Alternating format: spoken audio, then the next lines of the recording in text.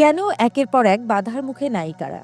মাসখানেকের ব্যবধানে ঢাকার সবিজ অঙ্গনের একাধিক তারকা বাধার মুখে পড়লেন। প্রথমে চট্টগ্রামের মেহজাবিন চৌধুরী, পরে টাঙ্গাইলে পরীমণি, এবার রাজধানীর কেরানীগঞ্জে তোপের মুখে উদ্বোধনী অনুষ্ঠান বাতিল করতে বাধ্য করা হলো অপু বিশ্বাসকে।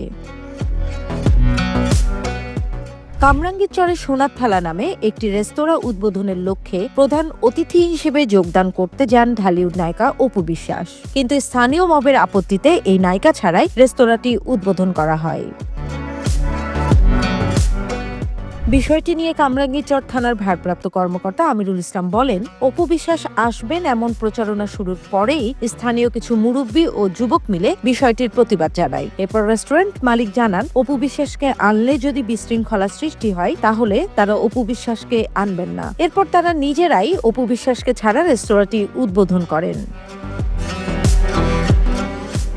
মবের মুখে অপু বিশ্বাস উদ্বোধনী অনুষ্ঠানে অংশগ্রহণ করতে না পারায় এই ঘটনাটি সামাজিক যোগাযোগ মাধ্যমে শেয়ার করেছেন ঢালিউডের আরেক জনপ্রিয় চিত্রনায়িকা পরীমণি। তিনি একটি গণমাধ্যমের খবরের লিঙ্ক শেয়ার করে লিখেছেন, মজা না, মজা মজা।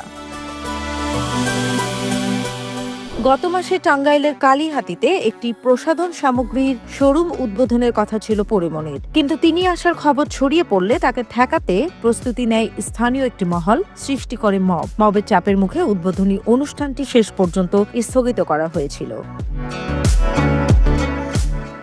শুধু তাই না, গত মাসে ছোট পর্দা ও বড় পর্দার হালের ক্রেজ নায়িকা মেহজাবিন চৌধুরীকেও চট্টগ্রামের একটি শোরুমের উদ্বোধনী অনুষ্ঠানে মবের মুখে পড়তে হয় এবং সেই অনুষ্ঠানটি মেহজাবিনকে ছাড়াই করা হয়।